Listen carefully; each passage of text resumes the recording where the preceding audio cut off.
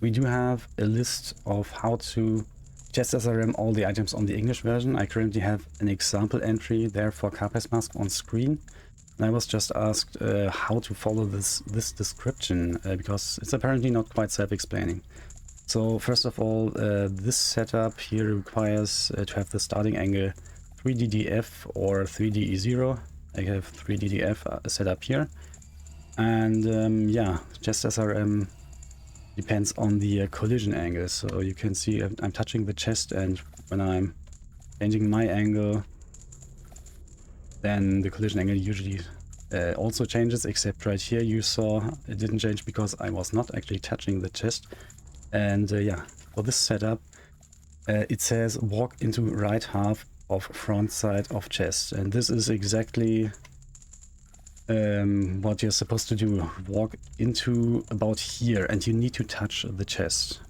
I will explain later why you want to stand on this side, but let's keep it with that for now.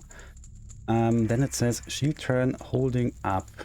So this would be I'm shielding and I'm holding up, and because controls are inverted, I'm actually turning down with this. So shield turning is an option, however, it's not actually required to shield turn. You can also just hold up and ESS turn, or you can also just flick up, although this is maybe a little bit risky because you're risking of moving, which I actually did. So you must only hold up for 1 frame if you do this, so I don't recommend it. So I usually use this ESS turning, but yeah, shield turning works the exact same, doesn't matter. And yeah, then it says 10 ESS holding right and down. So if I hold ESS right now, then you see I'm turning clockwise kinda, so like this. However, when I go into the starting position and I hold down directly, then I'm actually turning counterclockwise, and this is not what we want. And this is what the description means by holding right and down. So first you need to hold right and then you need to hold down.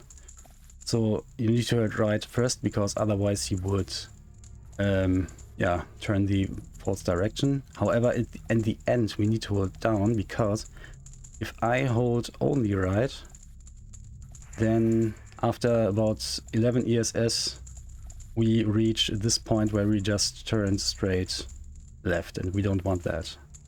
So we want to do these whole 10 ESS clockwise. So I'm gonna do this again. So I do a few ESS holding control stick right, and then I switch to down. And I went too far, that's fine. I can turn back. One more. And this is the angle. So you can also see this in the table, 378F, that's the collision angle. So you want to stand right here on the right side of the chest, because now you can just press A and you open the chest. And if you would stand in the middle or on the left side, you could just not do that.